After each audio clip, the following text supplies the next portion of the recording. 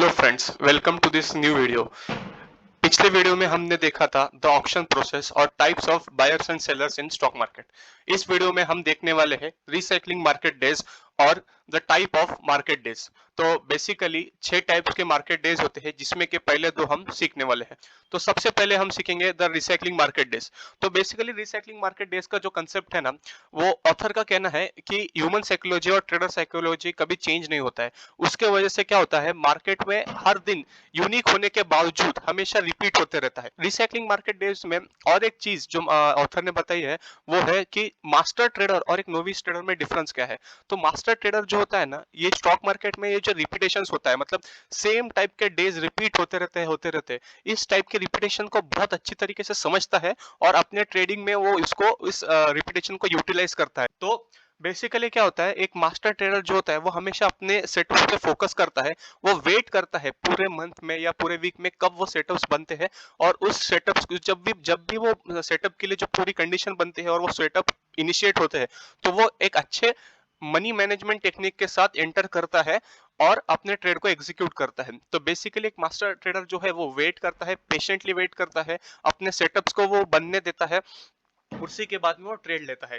तो ये होता है रिसाइकलिंग मार्केट डेज। यही नहीं, जो अमेरिकन मार्केट है वो अलग है, इंडियन मार्केट अलग है, फिर भी दोनों मार्केट में सेम स्ट्रेटजीज यूटिलाइज हो सकती है। क्यों? क्योंकि ह्यूमन साइकोलॉजी और ट्रेडर साइकोलॉजी, फियर और ग्रीड कभी चेंज नहीं होता है।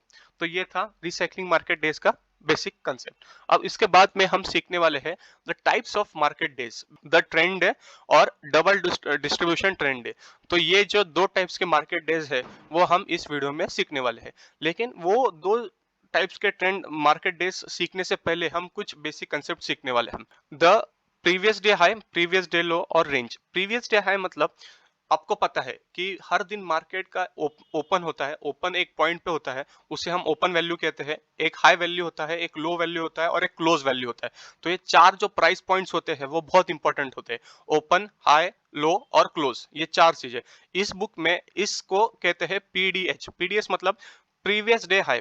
प्रीवियस डे में जो हाईएस्ट प्राइस पॉइंट पे मार्केट ने ट्रेड किया उसे कहते हैं पीडीएच, और जो लोएस्ट पॉइंट पे मार्केट ने ट्रेड किया उसको कहते हैं प्रीवियस डे लो। प्रीवियस डे हाई और प्रीवियस डे लो के बीच में जो होता है उसे हम रेंज कहते हैं, और हाई और लो को हम पीडीएच और पीडीएल से डिनोट करते हैं। तो ये पहला बेसिक कंसेप्ट जो हम हमेशा यूज करने वाले हैं, इसके लिए मैंने आपको पहले ही बता दिया, वो ये है। और उसके बाद में एक बहुत ही इंपॉर्टेंट कंसेप्ट है इनिशियल बैलेंस का। इनिशियल बैलेंस का मतलब होता है कि जो ट्रेडिंग का फर्स्ट 1 आवर होता है, मतलब हमारा मार्केट ओपन होता है 9:15 को, उसके पहले प्री ओपन मार्केट होता है। तो 9:15 से लेकर 10:15 या 10:30 तक जो मार्केट में ट्रेडिंग होता है, उसमें जो हाई और लो बनता है उसको कहते हैं इनिशियल बैलेंस। मतलब 10:15 टू 10:30 तक जो मार्केट में मूवमेंट हुआ है उसे हम कहेंगे इनिशियल बैलेंस। अब ये इनिशियल बैलेंस इतना इंपॉर्टेंट क्यों है? तो बेसिकली क्या होता है, जब हमारा मार्केट क्लोज होता है तब कोई मार्केट ओपन होता है, जैसे अमेरिकन मार्केट ओपन होते हैं, या जो ऑयल का जो मार्केट्स होता है, क्रूड ऑयल के, वो ओपन रहते हैं। तो अगर सपोज हमारा मार्केट बंद था, तब अमेरिकन मार्केट ने बहुत अच्छा रैली किया है, तो उसका जो इफेक्ट होता है वो इंडियन मार्केट में वो दिखता है पहले 1 आवर में। तो इस वजह से मार्केट में जो फर्स्ट 1 आवर होता है उसमें बहुत सारा एक्सटर्नल फैक्टर्स का जो इफेक्ट होता है वो फैक्टर्ड इन हो जाता है। इस वजह से पहले 1 घंटे में बहुत सारा फ्लक्चुएशंस होता है, और इस फ्लक्चुएशंस को हम इनिशियल बैलेंस के तौर पे समझते हैं। तो इनिशियल बैलेंस का बहुत ज्यादा इंपॉर्टेंस है। इनिशियल बैलेंस कितना है, मतलब अगर इनिशियल बैलेंस बैलेंस जो है वो 50 पॉइंट का है, 100 पॉइंट का है, 200 पॉइंट का है, 400 पॉइंट का है, तो इसके बेसिस पे बहुत सारे ट्रेड सेटअप्स भी बनते हैं। तो इनिशियल बैलेंस ये कंसेप्ट बहुत इंपॉर्टेंट है, क्योंकि वो फर्स्ट 1 आवर का ट्रेडिंग जो होता है उससे हमें बहुत सारी चीजें समझने को मिलती है। तो आपको हमेशा ध्यान में रखना है इनिशियल बैलेंस के बारे में। तो ये दो चीजें मैं आपको पहले ही बताना चाहता था, previous day high, previous day लो, रेंज और इनिशियल बैलेंस। तो ये कंसेप्ट अब सीखने के बाद में हम जाएंगे हमारे टाइप्स ऑफ मार्केट डेज में। तो जैसे मैंने पहले बताया, तो पहला टाइप होता है दो ट्रेंड मार्केट।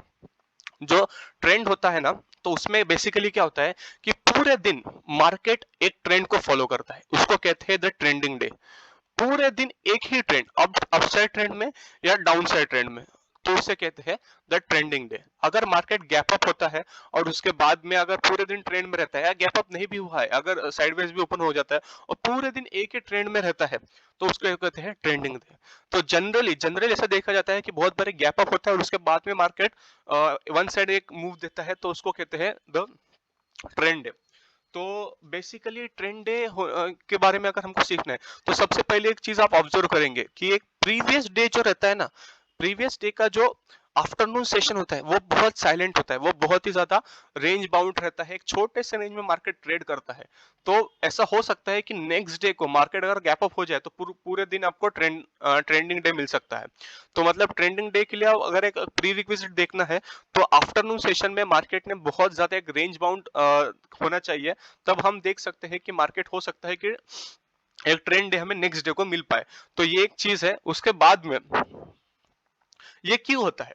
ये बेसिकली होता है इनिशिएटिव बायर्स और सेलर्स की वजह से। तो हमेशा आपको ये ध्यान में रखना है, ट्रेंड डे इनिशिएटिव बाइंग और सेलिंग की वजह से ही होता है। जैसे हमने प्रीवियस वीडियो में देखा है, रिस्पॉन्सिव बायर्स और सेलर की वजह से मार्केट जो है फेयर वैल्यू की तरफ जाता है, अपने मीन की तरफ जाता है। लेकिन इनिशिएटिव बायर्स और सेलर की वजह से मार्केट एक नए प्राइस पॉइंट की तरफ जाता है, एक नए प्राइस लेवल की तरफ जाता है। तो आपको ये हमेशा ध्यान में रखना है, इनिशिएटिव बायर्स जो होते हैं वो बहुत बड़े प्लेयर्स होते हैं, इंस्टीट्यूशनल बायर्स और सेलर्स जो होते हैं बहुत बड़े लोग, या स्मार्ट मनी जो होता है वो मार्केट को मूव करता है, तब जाके आपको ट्रेंड डे मिलता है। इस ट्रेंड डे को कैसे ट्रेड करना है? आपको अगर मॉर्निंग में ही आप एंटर कर सकते हो और पूरा दिन आप होल्ड कर सकते हो। तो हमारे जो ऑथर है वो हमेशा जब भी उनको लगता है कि ट्रेंड डे होने वाला है, जो हम आगे सीखने वाले हैं कि किस तरीके से आप आपके व्यू पॉइंट को स्ट्रॉन्ग कर सकते हो कि आज हो सकता है ट्रेंडिंग डे हो, तो आप क्या करो, मॉर्निंग में ही फर्स्ट कैंडल में ही एंटर करो और पूरा दिन होल्ड करो। तो हमारे ऑथर है उनका कहना है कि मंथ में 3 से 4 बार इस तरीके से ट्रेंड डेज होते हैं, एक पर्टिकुलर एसेट क्लास में 3 से 4 बार, ऐसा उनका कहना है। उनका ऑब्जर्वेशन है, उनका स्टडी है कि मंथ में 3 से 4 बार ये ट्रेंड डे आता है, और जब भी ये ट्रेंड डे आता है वो बहुत अच्छी तरीके से प्रॉफिट कमा पाते हैं। मैंने पर्सनली भी बहुत बार ये ट्रेंड डे को देखा है। लेकिन अगर आप इक्विटी में या फ्यूचर्स में ट्रेड कर रहे हो तो बहुत अच्छी तरीके से आप होल्ड कर रहे हो, लेकिन अगर आप ऑप्शन बाइंग कर रहे हो तो आपको थीटा डीके का भी ध्यान में रखना पड़ता है। तो ऑप्शन बाइंग में ये अलग तरीके से अप्लाई होता है, लेकिन अगर आप इक्विटी में या फ्यूचर्स में ट्रेड कर रहे हो तो बहुत अच्छा एक आपको मूवमेंट कैप्चर करने का चांस मिलता है द ट्रेंड डे में। अब सेकेंड टाइप का जो डे है ना, उसे कहते हैं डबल डिस्ट्रीब्यूशन ट्रेंड। तो डबल डिस्ट्रीब्यूशन ट्रेंड में सबसे पहली चीज आपको ध्यान में रखना है, नैरो इनिशियल बैलेंस। तो नैरो इनिशियल बैलेंस होना चाहिए, तभी भी आप सोच सकते हैं कि हो सकता है डबल डिस्ट्रीब्यूशन ट्रेंड है। अब इसको ट्रेड कैसे करना है? जब भी आपको लगे कि 10:15 या 10:30 तक एक इनिशियल बैलेंस बन चुका है और वो बहुत नैरो है, और उसके बाद में उस इनिशियल बैलेंस को अगर ब्रेकआउट मिलता है किसी एक डायरेक्शन में, अप साइड में या डाउन साइड में, तो हो सकता है कि वो रैली करे और अगले एक डिस्ट्रीब्यूशन को बनाने की कोशिश वो कर सकता है। जैसे आप इस डायग्राम में देख पा रहे हो कि ये नैरो इनिशियल बैलेंस बन चुका है, उसके बाद में यहाँ पे ब्रेकआउट होता है और उसके बाद में मार्केट एक नए लेवल की तरफ प्रोसीड करता है डाउन साइड में। इनिशिएटिव सेलर्स यहाँ पे एंटर करते हैं और उसको नीचे लेके जाते हैं, और उसके बाद में फिर से एक आपको साइडवेज मार्केट दिखता है।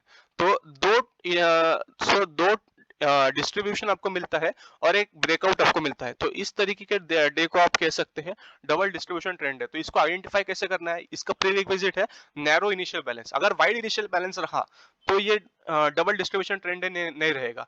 आपको चाहिए नैरो इनिशियल बैलेंस और उसके बाद में एक ब्रेकआउट, तो हो सकता है कि ये डबल डिस्ट्रीब्यूशन ट्रेंड है। तो हमेशा आपको देखना है कि इनिशियल बैलेंस का विड्थ कितना है।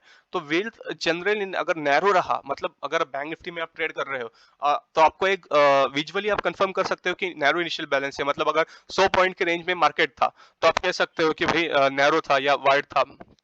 तो बेसिकली अगर 400 पॉइंट का इनिशियल बैलेंस है तो आप कह सकते हो कि बहुत ज्यादा वाइड इनिशियल बैलेंस हो चुका है।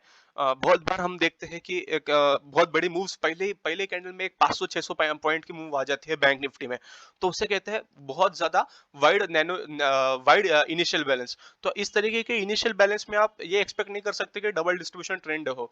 आपको जो इनिशियल बैलेंस चाहिए वो बहुत ज्यादा नैरो चाहिए, मतलब 50 पॉइंट हो गया या 100 पॉइंट तक हो गया, तो आप मतलब देख सकते हो कि हो सकता है कि डबल डिस्ट्रीब्यूशन ट्रेंड हो। तो इस वीडियो में हमने देखा कि रिसाइकलिंग मार्केट डेज और टाइप्स ऑफ मार्केट डेज में हमने देखा द ट्रेंडिंग डे और the double distribution trend day.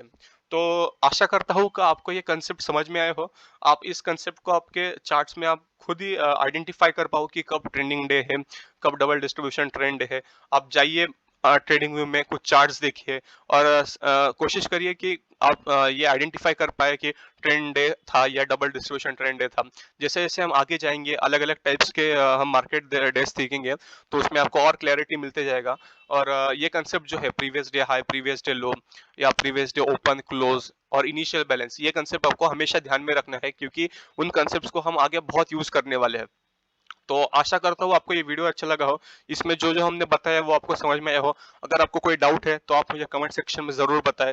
अगर आपको वीडियो अच्छा लगता है तो लाइक कर दीजिए, इसे शेयर कीजिए और हमारे चैनल को सब्सक्राइब कीजिए। आगे भी बहुत सारे हम इसके ऊपर वीडियोस बनाने वाले हैं। अगर आपका कोई सजेशन हो तो वो हमें कमेंट सेक्शन में ज़रूर बताएं। Thank you for watching.